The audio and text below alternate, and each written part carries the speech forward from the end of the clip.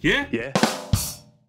Okay, my number one is a game called Sniper Elite 3 on PlayStation PlayStation 4 rather. It's on every format. It's on Xbox One, 360, PC, and yeah, you haven't played this, have you?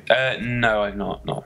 Okay, I mean, I liked Sniper Elite V2. Some people clearly think this is the superior game, but I think Sniper Elite 3 is definitely the lesser game of those two. It purports to be bigger and more open than the previous Sniper Elite games, but it's just an illusion. The formula now dictates that fundamentally this is a linear experience with invisible walls and scenery guiding you down sort of linear pathways. The pathways are slightly larger than they have been in the past, and there are a couple of sequences where you can sort of do things in a different order, but this is essentially the same thing, only bigger and slightly less functional than before. I mean, it has to be said that the gunplay is really solid. They have nailed the sniper gunplay. If you've not played one of these games before, it's very similar to other shooters, but just perfectly refined.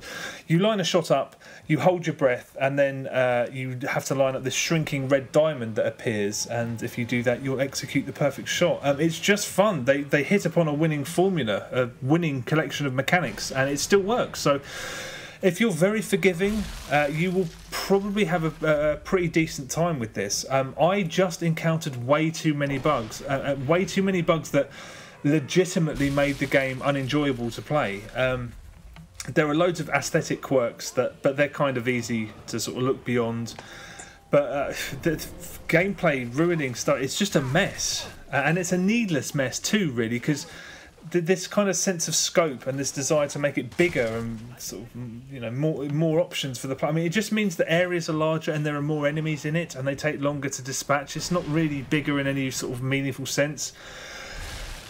But everything outside the gunplay is just unbelievably dicey. It still has this old-fashioned system where dramatic music plays until every last enemy is killed, which takes away any suspense at all, except on a couple of occasions I got shot in the back by a silent guy kneeling in a corner somewhere, which at first I thought maybe that's me falling for a trick. Maybe the game's sort of tested me. I should have been more careful, but it only happened twice and it definitely felt to me like it was a bug.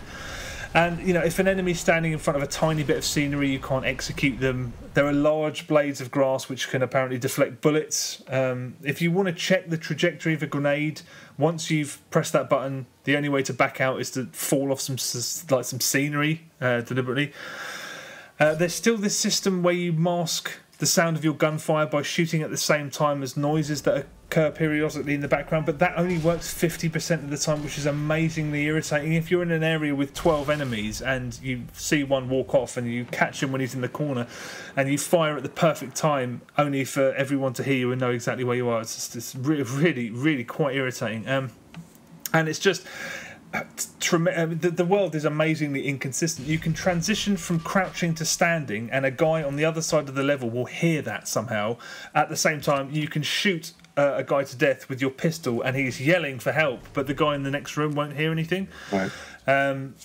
You can clear out an area completely, and this happened to me loads, and it was really, really irritating, is that you can clear out an area of all enemies, and there is still NPC dialogue, complete with subtitles on the bottom of the screen, playing on the soundtrack to make you cautious. And I can hear voices, but there's no one there. It's the voices there to try and make you be cautious when you could be sprinting to the checkpoint. That really bothered me. And so on. So, there's just, I don't know where to, I saw this building vanish in front of me and I ended up firing shots at these Nazis that were just kneeling in the sky.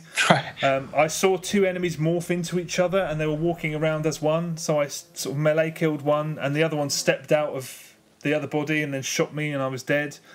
And the AI does that terrible thing where you line up the perfect shot and then it decides to move, and it's just like, just Dark Ages dog shit. Yeah. Stuff that shouldn't be allowed in the game. Just frustrating as anything. Although one thing I will say is that aside from all of that rubbish, the AI is much better. The enemies are really crafty, so if you have 7 tags per area, I think, so you have to tag them so you know where they are, because otherwise they'll sneak up on you and they're really quite devious. So that's definitely an improvement. There was a couple of moderately thrilling sequences when I was trying to sort of manoeuvre around guys that were being quite crafty. But yeah, the last straw for me was when the game got completely confused and I was at a checkpoint which I just had to walk past, but the game thought that I had to perform a secondary objective. So every time I passed the checkpoint, it didn't do anything. I had to kill a vehicle that was patrolling the area, but my last save point started me as that vehicle was literally driving outside of the game. So I had to sprint after this vehicle. And all of the vehicles in the game, you fire at them, they turn around and start firing at you. This one just wanted to get the hell out of Dodge. So I was in order to progress, I had to sprint after this thing that was trying to get away from me and actually move outside the game. Ridiculous, but you know, there were breaks in the game that were almost as severe as that throughout. So look, it is a mess.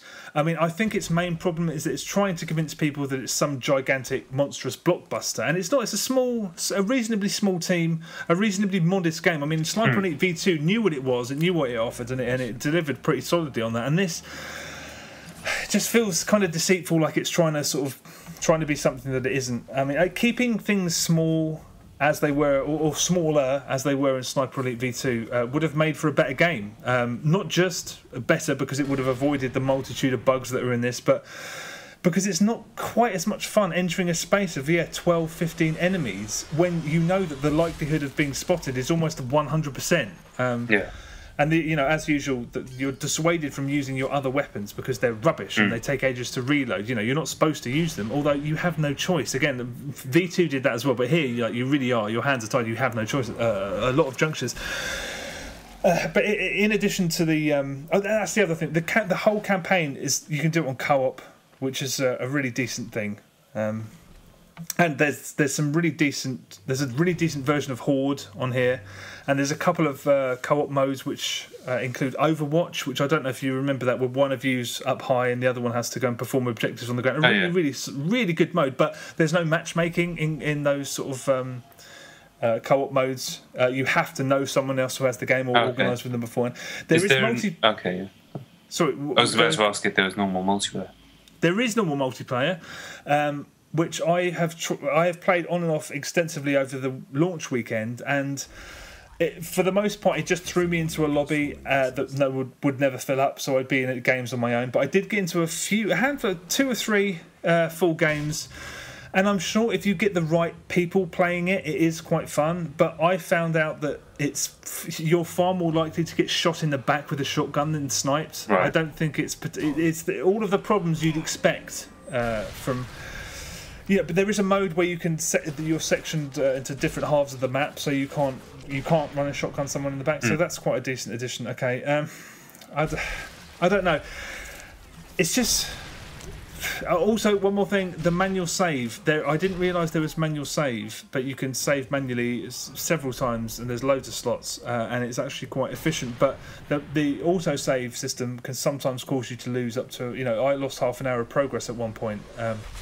So you're tempted. When I was playing, I was tempted to do a manual save every single time that I got a kill, because that's how frequently you're liable to.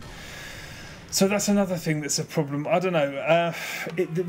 Sniper Elite 3 is a solidly okay game that's just sunk by its own scrappiness. I mean, if you can ignore how many things pull you out of the world and how pull you out of the flow of action, you may have some fun with it. But as someone who's a fan of Sniper Elite V2, this is definitely a disappointment.